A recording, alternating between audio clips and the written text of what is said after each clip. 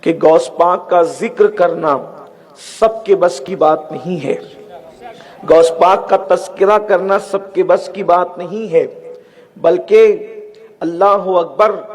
سرکار غوث پاک خود فرماتے ہیں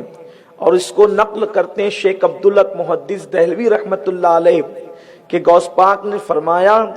جب تک میں کسی کو اجازت نہیں دیتا اس وقت تک میرا نام کسی کی زبان پر نہیں آتا، میرا ذکر لوگوں کی زبان پر اسی وقت آتا ہے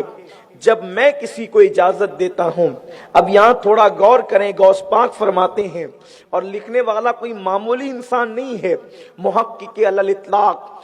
فنا فی الرسول عاشق مدینہ سیدنا شیخ عبدالحق محدث دہلوی قادری رحمت اللہ علیہ فرما رہے ہیں کہ غوث پاک نے فرمایا جب تک میں کسی کو اجازت نہیں دیتا اس وقت تک اس کی زبان پر میرا ذکر نہیں آتا۔ اب آپ اندازہ کریں جب کسی کو اجازت ملتی ہے تو اس کا چہرہ اجازت دینے والے کے سامنے ہوتا ہے، اس کا نام اجازت دینے والے کے سامنے ہوتا ہے، تو پتہ چلا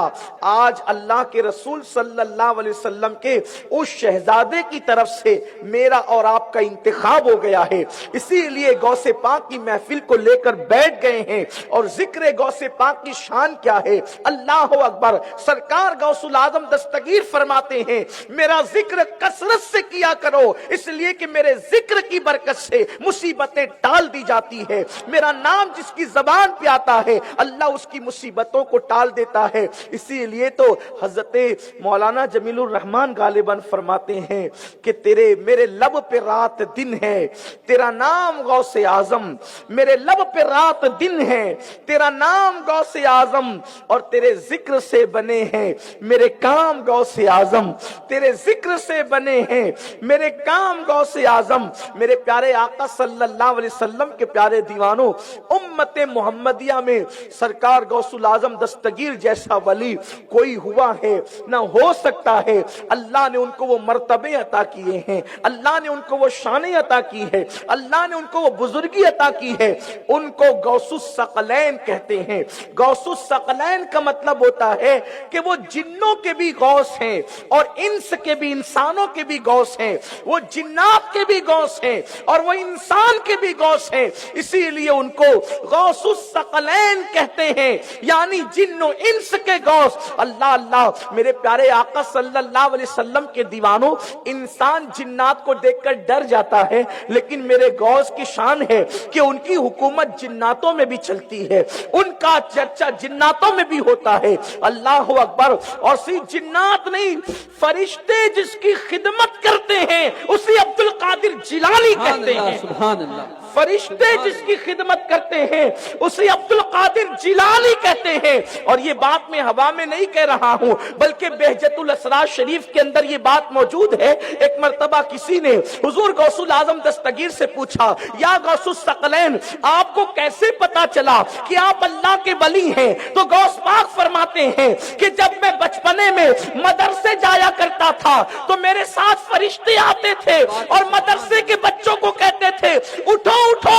اللہ کے ولی کے لیے جگہ خالی کر دو، تو چونکہ فرشتے مجھے ولی کہتے تھے مجھے پتا چل گیا کہ میں اللہ کا ولی ہوں، اسی لیے کہا فرشتے مدرسے تک ساتھ پہنچانے کو جاتے تھے،